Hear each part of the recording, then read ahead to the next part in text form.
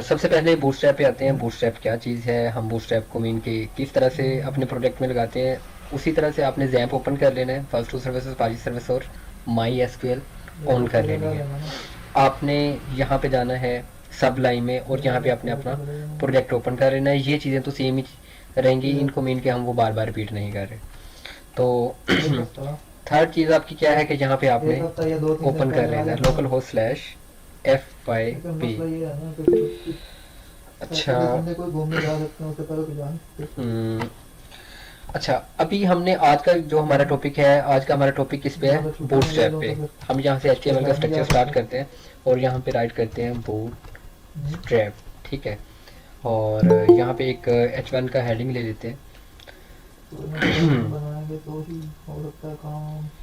अब यहाँ पे H1 की एक हेडिंग लेते हैं और दिस इज माय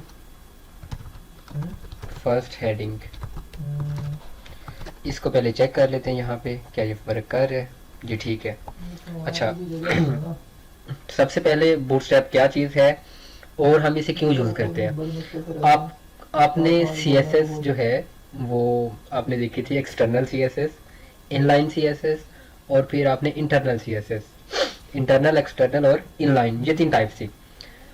एक्सटर्नल में आप क्या करते हैं, एक्सटर्नल में आप ये करते हैं, आपने एक शीट बनाना होती है किसी भी नेम से, जैसे स्टाइल शीट डॉट CSS या आप मेन्यू डॉट CSS कर सकते हैं, लॉगिन डॉट CSS, कोई भी आप नेम दे सकते हैं। जैसे कि यहाँ पे लॉगिन डॉट CSS है। आप यहाँ पे कोई भी क्लासेस ले सकते हैं या कोई भी टैग लेते हैं और उनके ऊपर आप जो है ना वो CSS अप्लाई करते हैं। मुख्तलिफ CSS होती है, मीन के आप बैकग्राउंड कलर चेंज कर रहे हैं, with, height, margin, padding, colour, ये सारी चीज़ें आप चेंज कर रहे हैं। और हम बूटस्ट्रैप में क्या करते हैं, बूटस्ट्रैप में ये होता है कि हमारे पास जो फाइल्स होती हैं, हम बनी बनाई फाइल्स लेते हैं और फाइल्स उठा के अपने प्रोजेक्ट के अंदर रख लेते हैं। और देन हम जैसे कि यहाँ पे क्लासेस हमें खुद बनाना पड़ती हैं, वहां से बनी बनाई होंगी। लगाने का तरीका सेम है, जैसे हमने यहाँ पे क्लास बनाई और क्लास का नेम रखा माई क्लास, और अगर हमने इस क्लास को किसी भी एलिमेंट के ऊपर अप्लाई करना है तो हम क्या करेंगे, हम यहाँ पे H1 के अंदर फर्ज करें अगर इसके ऊपर अप्लाई करना है तो मैं क्लास और माई क्लास। इसके अलावा मुझे क्या करना पड़ेगा, मुझे हेड के अंदर लिंक करवाना पड़ेगा इस वाले पेज के साथ CSS पर रिकॉर्डिंग ऑन कर लें। रिकॉर्डिंग ऑन है, रिकॉर्डिंग हो रही है, ठीक है। इसके अलावा और किसी का कोई सवाल तो नहीं है, ठीक है, रिकॉर्डिंग हो रही है। अच्छा इसके बाद कहाँ पे थे हम, हमने क्या करना है कि जिस तरह से हम लिंक करवाते हैं किसी भी शीट को, सेम टू सेम वही सेम तरीका है लिंक। और यहाँ पे आपने href में क्या देना है, जैसे कि लॉगिन डॉट CSS, तो आपने ये CSS की फाइल यहाँ पे लिंक करवानी है। और फिर यहाँ पे जो भी आप क्लासेस बनाते जाते हैं आपने वो यहाँ पे क्लासेस अप्लाई करते जाना है और आपके उन एलिमेंट्स के ऊपर या सेट ऑफ एलिमेंट्स के ऊपर या ग्रुप ऑफ एलिमेंट्स आप कह रहे हैं उनके ऊपर आपका स्टाइल जो है वो अप्लाई होता जाता है। बूटस्ट्रैप भी इसी तरह से है, कोई फ़र्क नहीं है। मीन के ये कोई रॉकेट साइंस नहीं है, बहुत ही आसान चीज़ है, बल्कि CSS को आसान करने के लिए हमें जो है ना वो हम यूज़ करते हैं। बनी बनाई फाइल्स होती हैं, हम क्या करते हैं, हम उठा के अपने प्रोजेक्ट में रखते हैं और उसको फिर उसकी क्लासेस हमें याद करना पड़ती हैं, तो वो क्लासेस फिर हम अपने एलिमेंट्स पे लगाते रहते हैं जहाँ पे हमें ज़रूरत पड़े। बूटस्ट्रैप का आपको थोड़ा सा आइडिया हो गया होगा। करते क्या है, हम इसमें एनिमेशन भी होती है और एनिमेशन के लिए इतनी ज़्यादा बूटस्ट्रैप यूज़ नहीं होती, थोड़ी सी एनिमेशन होती है, इतनी ज़्यादा एनिमेशन नहीं होती। एनिमेशन के लिए भी हम यूज़ करते हैं और दूसरा ये कि मोस्टली स्टाइल पर्पज़ के लिए कि हमने अपने एलिमेंट्स को किस तरह से स्टाइल देना है, और इससे हमारे बहुत से मसले हल होते हैं। पेज को रिस्पॉन्सिव करना है, पेज को ये हम जैसे जैसे यूज़ करेंगे आपको पता चल जाएगा। सबसे पहला काम हमने बूटस्ट्रैप की जो फाइल्स हैं उनको लिंक करना है।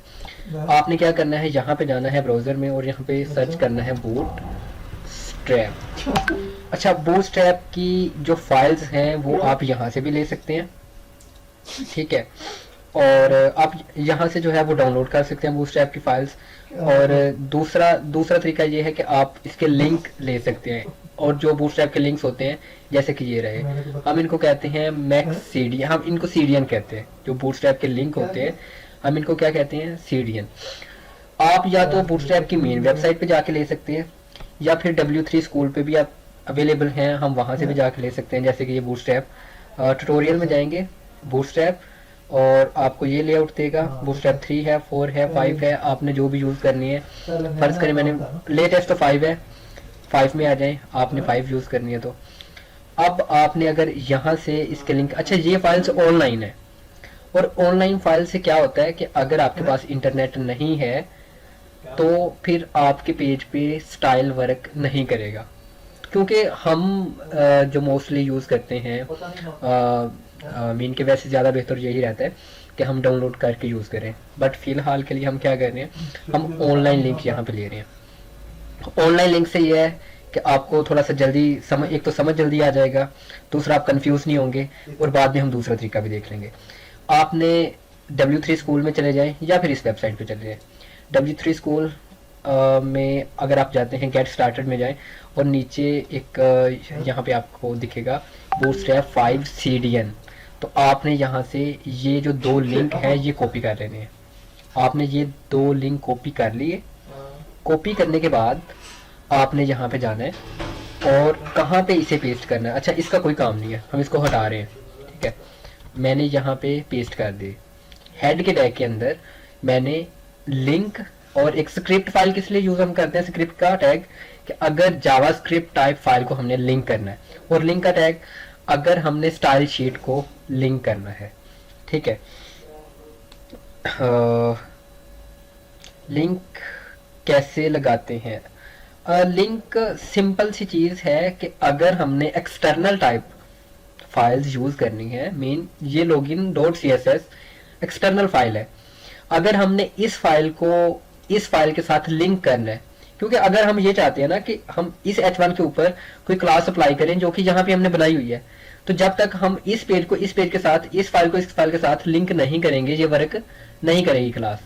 तो सबसे पहले काम हमारा क्या है, लिंक करना, ठीक है।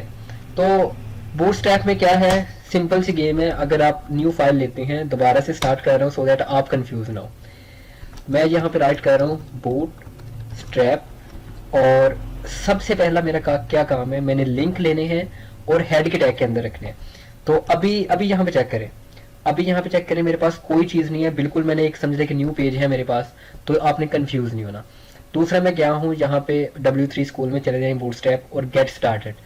बूटस्ट्रैप 5 CDN आपको हेडिंग नजर आएगी, उसके नीचे मैक्स CDN होगा। आपने यहाँ से ये वाला लिंक कॉपी करना है, बेशक ये इकट्ठा ही कॉपी कर लें या बारी बारी करके कॉपी कर लें, वो आपकी मर्जी है। कॉपी किया और आपने हेड के टैग के अंदर पेस्ट कर देना। अभी सिर्फ हमने एक काम किया है, लिंक उठाए हैं और यहाँ पेस्ट किया, इसके अलावा और कोई भी काम नहीं किया। तो हमारी जो ये वाली फाइल है, हमारी index.html, ये हमारी बूटस्ट्रैप 5 के साथ लिंक हो गई है। क्या इसका कोई असर पड़ेगा हमारे पेज पे? अभी इसका कोई असर नहीं पड़ेगा, एम्प्टी है पेज। जब तक हम इसके ऊपर कोई चीज़ अप्लाई नहीं करेंगे, हमें पता नहीं चलेगा कि क्या फ़र्क पड़ रहा है। जैसे अब मैं यहाँ पे लेता हूँ, एक बटन ले लेता हूँ, बटन मैंने लिया और यहाँ पे मैं राइट करता हूँ सबमिट, ठीक है। एग्जाम्पल आपको मैं दे रहा हूँ, सबमिट, और ये चेक करिए आपके पास सबमिट का बटन आ गया। अब यहाँ पे एक क्लास हम यूज़ करते हैं बटन के लिए। यहाँ पे क्लास देने के लिए आप क्लास का एट्रीब्यूट यूज़ करेंगे, बटन BTN बटन, फिर से BTN बटन डैश और प्राइमरी। ये चेक करें, इसका स्टाइल चेंज हो गया, इसका कलर चेंज हो गया और एवरीथिंग यहाँ पे चेंज हो गई है। तो जस्ट हमने क्या किया है, एक क्लास दी है। इसी तरह से हमारे पास और भी एलिमेंट्स होंगे, हम उन पे क्लासेस अप्लाई करेंगे और ये मीन के उसके मुताबिक जो है वो होता जाएगा। वन बाय वन हम स्टार्ट करते हैं। सबसे पहली चीज़ कि अच्छा, लेआउट, सबसे पहले हम बात करते हैं लेआउट पे।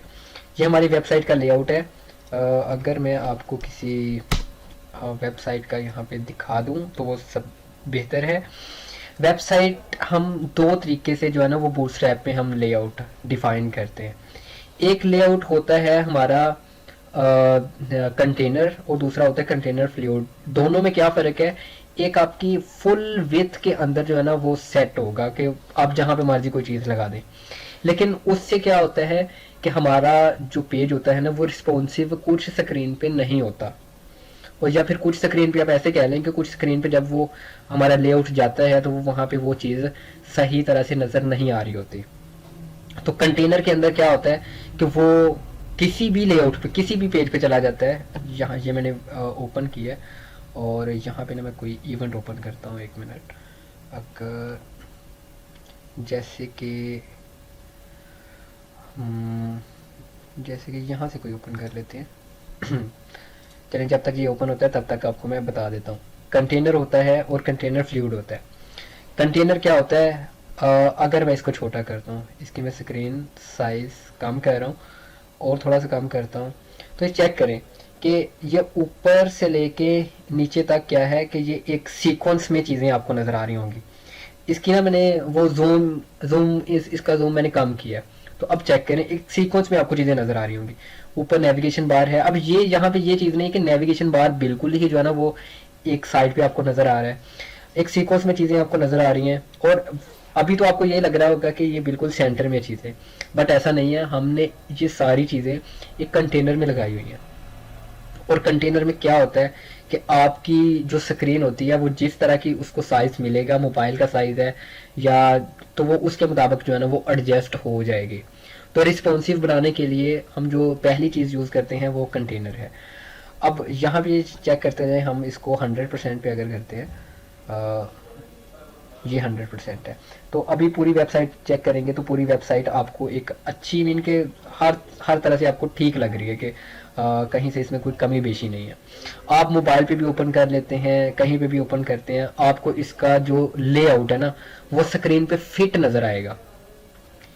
फिट मीन के दोनों साइडों से, ये नहीं है कि आपको यहाँ से जो है ना वो स्क्रॉल करके दूसरी साइड पे जाना पड़ेगा, वहाँ पे जाके चेक करना पड़ेगा यहाँ पे। और मोस्टली जो अभी वेबसाइट्स बनती हैं वो रिस्पॉन्सिव ही होती हैं कि मोबाइल फ्रेंडली होती हैं, लैपटॉप फ्रेंडली, टैबलेट फ्रेंडली, तो वो स्क्रॉल करके आपको दूसरी साइड पे जाके देखना नहीं पड़ता कि दूसरी साइड पे क्या है।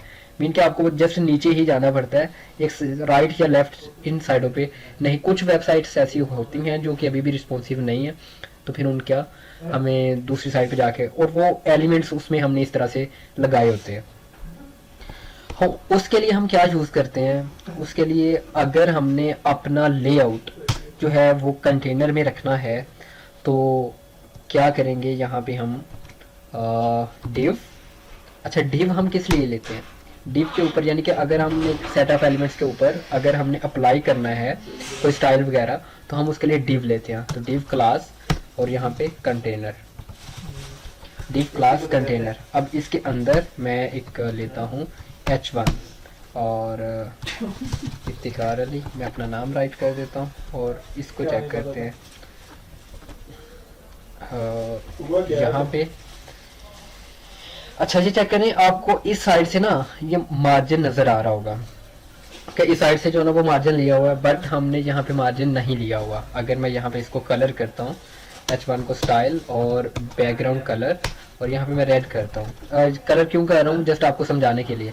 अब ये चेक करें, इस साइड से भी और इस साइड से भी, ये दोनों साइडों से आपको मार्जिन नज़र आ रहा होगा, बट हमने मार्जिन नहीं लिया, ये हमारी स्क्रीन के मुताबिक एडजस्ट किया है इसने।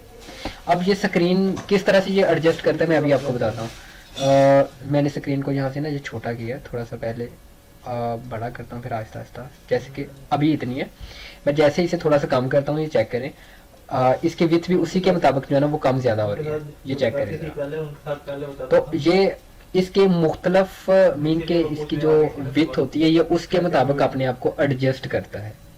और ये हम कहाँ से देखते हैं, अगर हम यहाँ पे ही चले जाएं बूटस्ट्रैप की जो, जहाँ से आपने ये मैक्स सीडियन उठाए हैं और बिल्कुल टॉप पे कंटेनर्स में आ जाएं, बूटस्ट्रैप 5 कंटेनर्स, और यहाँ पे ये चेक करें, आपको एक्स्ट्रा स्मॉल में क्या बता रहा है कि एक्स्ट्रा स्मॉल आपका कब स्टार्ट होता है, 576 px से अगर नीचे चला जाता है आपका तो देन आपका एक्स्ट्रा स्मॉल है। अगर 576 px से ऊपर है देन आपका स्मॉल है, 68 px है देन क्या है आपका मीडियम, और अगर आपका 992 इससे ऊपर है तो फिर लार्ज है 1200 पे आपका एक्स्ट्रा लार्ज हो जाता है, और फिर डबल एक्सएल आपका 1400 पे हो जाता है। इनकी आपको समझ तब आएगी, अभी हमने ग्रिड पे भी बात करनी है। ग्रिड क्या चीज़ होती है, और ये बेसिकली हम रिस्पॉन्सिव बनाने के लिए यूज़ करते हैं। रिस्पॉन्सिव ऐसे एक और आपको जो है ना वो मैं रिस्पॉन्सिव की एग्जांपल देता हूँ, और ये रिस्पॉन्सिव चीज़ें हमारी वेबसाइट को बहुत ही फ़ायदा देती हैं। यूट्यूब में इसलिए ओपन कर रहा हूँ सिर्फ और सिर्फ आपको एग्जांपल देने के लिए। जैसे कि ये अभी इसकी फुल विड्थ है, फुल विड्थ है, आपको यहाँ पे कितनी भी नज़र आ रही हैं, 1 2 3 4 आपको एक रो में 4 वीडियोस नज़र आ रही हैं। जैसे ही आप इसकी जो विड्थ है वो कम करते हैं, मैं इतनी कम कर रहा हूँ, अब चेक करते हैं, अब आपको यहाँ पे कितनी नज़र आ रही है, अब आपको 3 नज़र आ रही है। मैं और ज़रा यहाँ पे विड्थ कम करता हूँ, और अब आप चेक करेंगे, अब आपको 2 नज़र आ रही है। बिल्कुल ही अगर मैं छोटी यहाँ पे करता हूँ तो देन आपको यहाँ पे चेक करेंगे आपको एक नज़र, और जो आपका मोबाइल स्क्रीन का व्यू होता है वहाँ पे भी आप चेक करेंगे आपको इसी तरह से नज़र आ रही होती है, एक एक मीन के फुल विड्थ में आपको जस्ट एक ही वीडियो नज़र आ रही होती है। तो ये हम किस तरह से ये होता है, ये जस्ट और जस्ट हम जो है अपने पेज को रिस्पॉन्सिव किया होता है, तो उस वजह से ये सारी चीज़ें हो रही होती हैं। बाकी चीज़ों पे भी हम क्लासेस वगैरह अप्लाई करना सीखेंगे। सबसे पहला हमारा था कंटेनर, और कंटेनर फ्लूइड जो है वो हम यूज़ मोस्टली नहीं करते, ज़रूरत नहीं पड़ती। वजह ज़रूरत नहीं यूज़ करने की, क्योंकि जो कंटेनर फ्लूइड है वो फिल विथ होती है, तो वो फुल विथ के लिए आप कंटेनर फ्लूइड लें तो फिर भी फुल विथ, अगर नहीं भी लेंगे तो फिर भी कोई फ़र्क नहीं पड़ना, क्योंकि उसकी तो है ही फुल विथ है। ठीक है। कंटेनर में आपका दोनों साइडों से मार्जिन इसलिए आ जाता है क्योंकि वो पेज के मुताबिक इसने रिस्पॉन्सिव करना होता है। अच्छा, ये हमारा हो गया क्लास कंटेनर। आज हम ना एक दो एलिमेंट पे जो हमारी मीन के जो मोस्टली क्लासेस यूज़ होती हैं हम उन पे बात कर लेते हैं। अच्छा, H1 पे जैसे हम इसी पे जो है ना वो बात करते हैं। H1 हम अगर यूज़ कर रहे हैं तो पहले इसको देखते हैं यहाँ पे। ठीक है, ये आपके पास H1 है। अब H1 पे सबसे पहले आपने अगर कोई क्लास अप्लाई करनी है, जैसे कि आपने इसका टेक्स्ट का कलर चेंज करना है, आप चाहते हैं इसका टेक्स्ट का कलर चेंज हो, आप क्या करेंगे, यहाँ पे क्लास राइट करेंगे टेक्स्ट, ठीक है, और टेक्स्ट डेंजर। अच्छा, ये टेक्स्ट डेंजर अगर आप करते हैं तो आपका कलर जो है यहाँ पे रेड हो जाएगा। अच्छा, ये टेक्स्ट है, मीन आप टेक्स्ट वाली क्लास अप्लाई कर रहे हैं, और जो टेक्स्ट डेंजर है ये कलर का नेम है, मीन जो आपने इसके ऊपर कलर अप्लाई करना है, इस कलर का नेम है टेक्स्ट डेंजर। और कलर्स का यहाँ पे कौन कौन सा नेम होता है, मैं यहाँ पे ना कलर्स का नेम, जैसे कि डेंजर जो है ये फॉर रेड यूज़ हम करते हैं, और हम यहाँ पे और भी लेते हैं और वो ट्राई करते हैं। अच्छा, अभी अगर आप चेक करेंगे ये सारे ही रेड होंगे। ठीक है, और अभी हम यहाँ पे चेक करते जाते हैं। प्राइमरी हम यूज़ करते हैं, और प्राइमरी फॉर ब्लू, और उसके बाद हम वार्निंग यूज़ करते हैं, और वार्निंग हम येलो के लिए। उसके बाद हम यूज़ करते हैं इन्फो, और इन्फो डार्क होता है। उसके अलावा अच्छा, ये चेक करते हैं सबसे पहले। अच्छा, ये चेक करें, रेड, ब्लू, येलो, और ये इन्फो कलर है आपका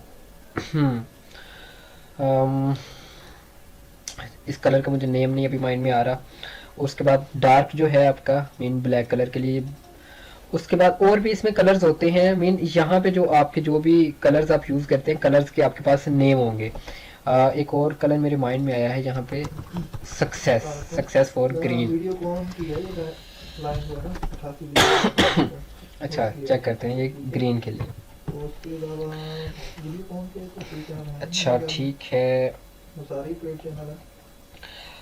वाइट के लिए भी आप यूज़ कर सकते हैं, वाइट के लिए आप वाइट यूज़ करते हैं तो वाइट अगर सम टाइम आपको यूज़, यहाँ पे तो आपको वाइट अगर हम करते हैं नज़र नहीं आएगा, वाइट के लिए हम वाइट ही करेंगे। और ये जो टेक्स्ट कलर है ये भी यहाँ पे आपको दिए गए होंगे, आप यहाँ से भी देख सकते हैं। यहाँ पे कहाँ होंगे, टेक्स्ट कलर्स में अगर आप जाते हैं तो कलर्स में यहाँ पे ये कलर्स के नाम है, ये म्यूटेड ग्रे कलर का समझ लें, ग्रे कलर का जो है ना वो आपका टेक्स्ट हो जाएगा। प्राइमरी ब्लू के लिए success, info, warning, danger. Secondary है, वाइट है, डार्क है, बॉडी है, और बाय डिफ़ॉल्ट क्या होता है आपके पास लाइट होता है। तो ये हमारे पास यहाँ पे कलर्स है। यही कलर्स अगर आपने किसी बटन को करना है, बटन के भी कलर्स के यही नेम होंगे। अगर आपने किसी का बैकग्राउंड चेंज करना है या कुछ भी चेंज करना है, अगर इसी का बैकग्राउंड चेंज करना है बीजी, और मैं यहाँ पे सक्सेस करता हूँ तो चेक करते हैं कोई फ़र्क पड़ा है भला। तो चेक करें, इसका जो बैकग्राउंड कलर है वो क्या हो गया, ग्रीन हो गया। बीजी फॉर बैकग्राउंड, बीजी यानी कि बैकग्राउंड की हम क्लास लगा रहे हैं, और बीजी सक्सेस मीन के यहाँ पे बैकग्राउंड कलर का नेम हमने दिया बीजी सक्सेस। तो ये बैकग्राउंड कलर का नेम मीन के बैकग्राउंड कलर हमने यहाँ पे क्या कर दिया, ग्रीन कर दिया। तो इसी तरह से हम मुख्तलिफ एलिमेंट्स के ऊपर जो है क्लासेस जस्ट अप्लाई करते जाते हैं और वो उसी मुताबिक होता जाता है। कुछ क्लासेस हमें खुद भी, अगर आपने फर्ज करें टेक्स्ट लाइन जहाँ पे लगानी है उसके लिए भी बूटस्ट्रैप की क्लासेस होती हैं, बट हम कुछ क्लासेस स्टाइल के एट्रीब्यूट से खुद भी ले लेते हैं। सारी चीज़ें जो है वो हम फुली तौर पे मीन के हम डिपेंडेंट नहीं होते इसके कि हमने सारी क्लासेस लगाएंगे तो फिर ही। जो क्लासेस आप यहाँ से, ये मेन क्लासेस है जो कि आपको याद करना पड़ेंगे। टेक्स्ट लेना है तो टेक्स्ट, उसके बाद उसका name text ranger. Background change करना तो बैकग्राउंड के लिए बीजी, उसके बाद उसका। अब यहाँ पे जैसे मैंने आपको एक और यहाँ पे हम जो है ना वो चीज़ कर लेते हैं, जैसे कि इनपुट टाइप सबमिट। और अब इनपुट टाइप सबमिट है, यहाँ पे अगर आप चेक करेंगे आपके पास सबमिट का बटन आ गया। अब आपने अगर इस पे क्लास लगानी है, चेक आ गया क्लास, और क्लास में आप बटन और आगे बटन का नेम कौन सा आप नेम चाहते हैं, फर्ज करेंगे आपने इन्फो, तो आप चेक करेंगे कि आपके पास इन्फो कलर का बटन आपके पास बन गया। इसके अंदर आपने टेक्स्ट वाइट करना है तो आप टेक्स्ट और टेक्स्ट यहाँ पे वाइट, तो चेक करें इसके अंदर टेक्स्ट वाइट हो गया। और क्या आप बटन, और यहाँ पे एक और फर्ज करें कि बटन SM आप कर देते हैं, स्मॉल के लिए SM स्मॉल हो गया। अगर आपने लार्ज करना है तो उसके लिए LG, चेक करें। और अगर आपने डिफ़ॉल्ट बटन तो उसके लिए आपको ज़रूरत नहीं है, ठीक है, ये चेक करें ये डिफ़ॉल्ट है। इससे स्मॉल करना है तो बटन SM, इससे लार्ज करना है तो बटन LG। ये कुछ क्लासेस हैं मेरे ख्याल से अभी तक आज के लिए काफ़ी है, क्योंकि अगर मैं ज़्यादा वर्क करूँगा तो वो बाद में ना, अभी तक कितना काफ़ी है, बाद में फिर वो चीज़ें मुश्किल होती जाएंगी। आज फर्स्ट डे है इसलिए, और कल हम जो है ना वो काफ़ी ज़्यादा क्लासेस की इस पे प्रैक्टिस करेंगे। अभी तो आज के दिन तो हमने जस्ट कोई 2-3 क्लासेस देखी हैं। टेक्स्ट है, बीजी है, बटन है, उसके बाद और कौन सा है, बस यही मेरे ख्याल 3 क्लासेस अभी, और कंटेनर क्लास है। और इस रिलेटेड अगर किसी का कोई सवाल है तो वो पूछ सकता है।